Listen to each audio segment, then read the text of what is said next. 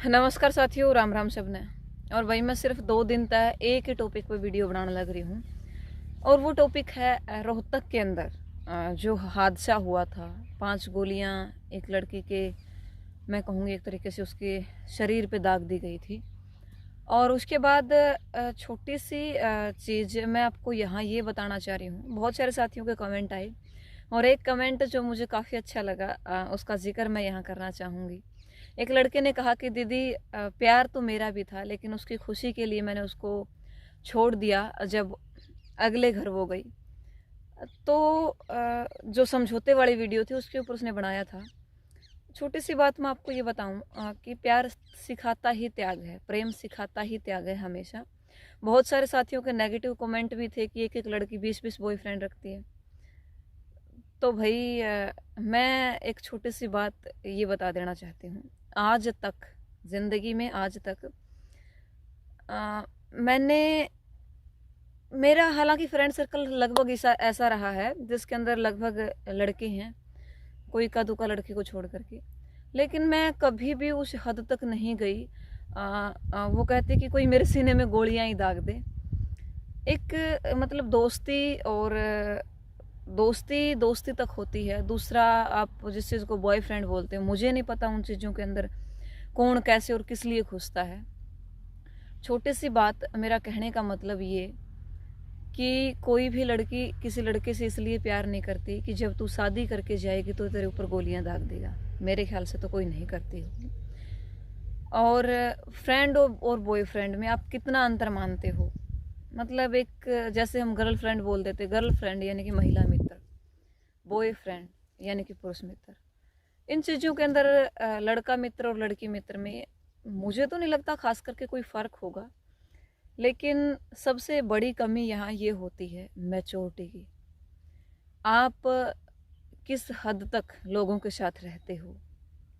आज तक ज़िंदगी में मेरा जब मैं बैक देखती हूँ, और फ्यूचर में भी मैं ऊपर वाले से दुआ करूँगी मुझे ऐसा ही रखना, आज तक मैं उन चीज़ों में नहीं घुसी जो चीज़ें यहाँ तक लेकर आकर के खड़ी कर देती है। ख़ास करके मेरी उन सभी बहनों से मैं दिली गुजारिश करना चाहूँगी कि एक स्टेज के बाद जिस चीज़ में आप घुसते हो उस चीज़ में कुछ नहीं। और हालांकि कुछ वर्ष ये ऐसे होते हैं, 12वीं के बाद जब आप ग्रेजुएशन करते हो, या 10वीं के बाद 11वीं 12वीं और ग्रेजुएशन, जो आपको एक बाल मनोविज्ञान के अंदर एक टॉपिक होता था जो आपको लालच देता है, जो आपको अट्रैक्टिव करता है लड़कियों को लड़कों के प्रति, लड़कों को लड़कियों के प्रति। अगर वो चीज़ें आप तक आपके बीच में आपके मैं कहूँगी आप उन चीज़ों पर कंट्रोल कर लेते हो, तो मेरे ख्याल से जो ऐसी घटनाएं हैं वो कभी भी नहीं घटेगी। दूसरी बात, मुझे ये लगता है कि ये मुद्दा जांच का है और हमें जांच करनी भी चाहिए। मैं तो खास करके मैं जब लड़कों को कहूँगी तो लड़के कहेंगे कि आप हमेशा लड़कों को कोसती रहती हो, उन्हीं को बताती रहती हो। लेकिन आज एक दिली गुजारिश मैं अपनी उन सभी बहनों से करना चाहती हूँ जिसने लगभग 10वीं कक्षा पास की है और जो ग्रेजुएशन अभी कर रही हैं।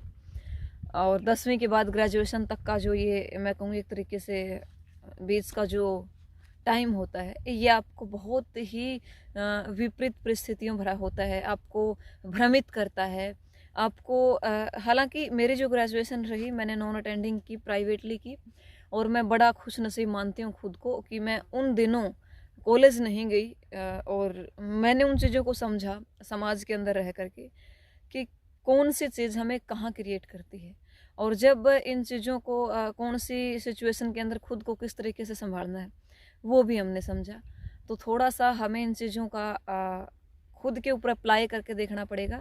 और ख़ासकर मैं लड़कियों से ही कह सकती हूँ कि अपने आप को संभाल कर रखिए, भ्रमित न होने दे।